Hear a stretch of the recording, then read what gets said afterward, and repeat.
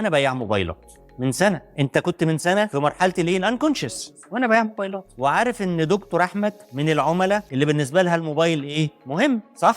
حلو الكلام. من سنه بقى ابتديت اعمل معاك ايه؟ اديوكيت يو، اعلمك، افهمك، اغذيك بمعلومات، اعرفك ايه هي الموبايلات، الليتست ترندز في الموبايلات الجديد، ايفالويت ازاي الموبايلز وايه الاحسن وايه الاوحش، كل ده وانا ببلد معاك ريليشن، خليك تثق فيا. قعدت اعمل ده معاك لمده 6 شهور، بقول لك الموبايل الحلو ده، وبص الجديد، بص في موبايلات جديده لسه هتنزل، وانت بتدردش معايا وانا بدردش معاك، هتبتدي تقول لي ايه؟ والله انا موبايلي فيه مشكله، الباتري بتعمل لي مشكله، ابتدي بعد كده ايه؟ اغذيك بالموبايلات اللي فيها ايه؟ فيها باتري كويسه اللي تحل لك المشكله، افضل اساعدك. طب حل مشكله الموبايل بالشكل ده، طب حل مشكله الباتري، طب بص في فيرجن جديد هينزل عند ماركه اكس، ده بقى باتري بتاعته وتقعد معاك 3 ايام. ابتديت ازرع واحدد وارسم النيد على ايه؟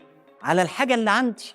وما تقوليش اشتري. ما قلتلكش اشتري، انا قاعد معاك 6 شهور او 7 شهور او 8 شهور، ما بقولكش اشتري، انا بعلمك، بفهمك، بابديتك، بخليك تعرف تاخد قرار صح، وببني ثقه معاك. هتحول انا بالنسبه لك لايه؟ بقيت انا الريفرنس بتاعك في الموبايلات من 3 شهور الى 3 اسابيع، بالله عليك هترجع لي ولا لا؟ طبعا.